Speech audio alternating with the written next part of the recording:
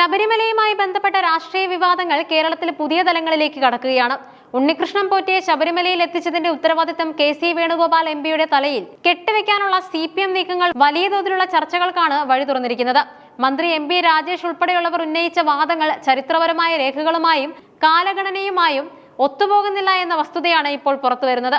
രാഷ്ട്രീയ ലാഭത്തിനായ വസ്തുതകളെ വളച്ചൊടിക്കുന്നത് എങ്ങനെയാണെന്നതിന്റെ ഉത്തമ ഉദാഹരണമായി ഈ വിവാദം മാറുകയാണ്.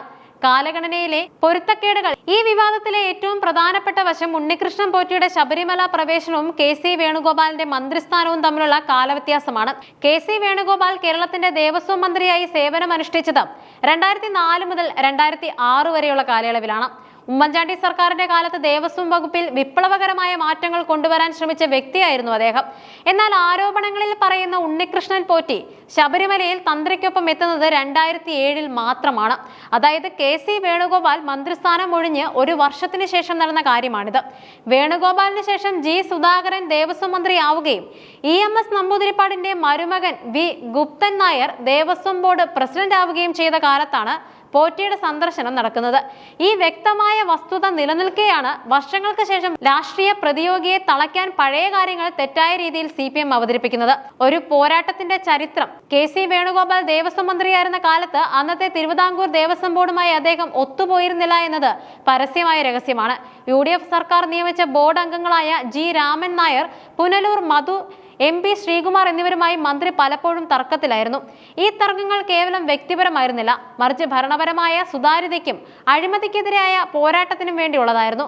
അക്കാലത്തെ മാധ്യമ റിപ്പോർട്ടുകൾ പരിശോധിച്ചാൽ ദേവസ്വം നിയമനങ്ങളെ സംബന്ധിച്ചുയർന്ന ആരോപണങ്ങളെ തുടർന്ന് നിയമന നടപടികൾ നിർത്തിവെക്കാൻ വേണുഗോപാൽ ഉത്തരവിട്ടത് കാണാം. എന്നാൽ ദേവസ്വം ബോർഡിന്റെ ഭരണഘടനാ പ്രകാരം മന്ത്രിയുടെ ഉത്തരവ് പാലിക്കാൻ തങ്ങൾക്ക് ബാധ്യതയില്ലെന്ന നിലപാടാണ് ബോർഡ് അന്ന് സ്വീകരിച്ചത്. ഇത് മന്ത്രിയും ബോർഡും തമ്മിലുള്ള ബന്ധം വഷളാക്കി. അന്നത്തെ ദേവസ്വം സെക്രട്ടറി ഭാരത് ഭൂഷൺ ഇറക്കിയ ഉത്തരവുകൾ വലിയ വിവാദങ്ങൾക്ക് വഴിവെക്കുകയും ചെയ്തു. ഈ വിഷയത്തിൽ SNDP യോഗം ജനറൽ സെക്രട്ടറി വെള്ളാപ്പള്ളി നടേശൻ അടക്കമുള്ളവർ മന്ത്രിക്കെതിരെ പരസ്യമായി രംഗത്തെത്തിയിട്ടും തന്റെ നിലപാടിൽ നിന്ന് മാറാൻ വേണുഗോപാൽ തയ്യാറായില്ല.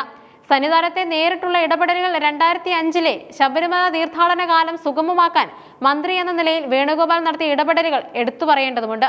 ബോർഡ് മുന്നൊരുക്കങ്ങളിൽ അനാസ്ഥ കാണിക്കുന്നു എന്ന് ബോധ്യപ്പെട്ടതോടെ അദ്ദേഹം 10ലധികം തവണയാണ് മല കയറി സന്നിധാനത്തെത്തിയത്. സാധാരണയായി മന്ത്രിമാർ ഔദ്യോഗിക യോഗങ്ങളിൽ മാത്രം പങ്കെടുക്കുമ്പോൾ വേണുഗോപാൽ പമ്പയിലും സന്നിധാനത്തും നേരിട്ടെത്തി ക്രമീകരണങ്ങൾ വിലയിരുത്തി. തിരുവനന്തപുരം, പത്തനംതിട്ട, പമ്പ എന്നിവിടങ്ങളിൽ നിരന്തരമായി യോഗങ്ങൾ വിളിച്ചു ചേർക്കുകയും സുതാര്യതയില്ലാത്തതും ക്രമവിരുദ്ധവുമായ ഒരു നടപടിയും അനുവദിക്കില്ലെന്ന് ഉറച്ചു പ്രഖ്യാപിക്കുകയും ചെയ്തു. അക്കാലത്ത് പല നിക്ഷിപ്ത താല്പര്യങ്ങളും അദ്ദേഹത്തിനെതിരെ തിരിഞ്ഞെങ്കിലും മുഖ്യമന്ത്രി ഉമ്മൻചാണ്ടി അദ്ദേഹത്തിന് പൂർണ്ണ പിന്തുണ നൽകി. ജസ്റ്റിസ് പരിപൂർണൻ കമ്മീഷനും ബോർഡിന്റെ നിയന്ത്രണവും ദേവസ്വം ബോർഡിന്റെ അനിയന്ത്രിതമായ അധികാരങ്ങളെയും സാമ്പത്തിക ഇടപാടുകളെയും നിയന്ത്രിക്കാൻ വേണുഗോപാൽ നടത്തിയ ശ്രമങ്ങളുടെ ഫലമായാണ് ഹൈക്കോടതി ജസ്റ്റിസ് പരിപൂർണൻ കമ്മീഷനെ നിയോഗിച്ചത്. ബോർഡിന്റെ പ്രവർത്തനങ്ങൾ പരിശോധിക്കാനും അഴിമതി തടയാനും ഈ കമ്മീഷൻ വലിയ പങ്കും വഹിച്ചു. സത്യസന്ധമായ ഭരണം കാഴ്ചവെക്കാൻ ശ്രമിച്ച ഒരു മന്ത്രിയെയാണ് വർഷങ്ങൾക്കിപ്പുറം പുതിയ കഥകൾ ഉണ്ടാക്കി പ്രതിക്കൂട്ടിൽ നിർത്താൻ ശ്രമിക്കുന്നത്. പിന്നീട് വന്ന LDF സർക്കാരിന്റെ കാലത്തും അതിനുശേഷവും ദേവസ്വം ബോർഡിൽ നടന്ന പല കാര്യങ്ങളും വേണുഗോപാലിന്റെ തലയിൽ കെട്ടിവെക്കുന്നത് രാഷ്ട്രീയമായ പാപ്പരത്തമാണ്. പ്രയാർ ഗോപാലകൃഷ്ണനും അജയ് തറയിലും ബോർഡ് അംഗങ്ങളാകുന്നത് വേണുഗോപാലിന്റെ കാലഘട്ടത്തിന് എത്രയോ കഴിഞ്ഞാണ്. കെ.സി. വേണുഗോപാൽ ദേശീയ രാഷ്ട്രീയത്തിൽ വഹിക്കുന്ന നിർണായക പങ്കും അദ്ദേഹത്തിന് ലഭിക്കുന്ന ജനപ്രീതിയും തകർക്കുക എന്ന ലക്ഷ്യത്തോടെയാണ് ഇത്തരം വ്യാജ പ്രചാരണങ്ങൾ അഴിച്ചുവിടുന്നത്. മന്ത്രി MP രാജേഷിനെ പോലെയുള്ള ഉത്തരവാദിത്തപ്പെട്ട സ്ഥാനത്തിരിക്കുന്നവർ വസ്തുതകൾ പരിശോധിക്കാതെ നിയമസഭയ്ക്കുള്ളിലും പുറത്തും പ്രസ്താവനകൾ നടത്തുന്നത് ജനാധിപത്യത്തിന് ഗുണകരമല്ല.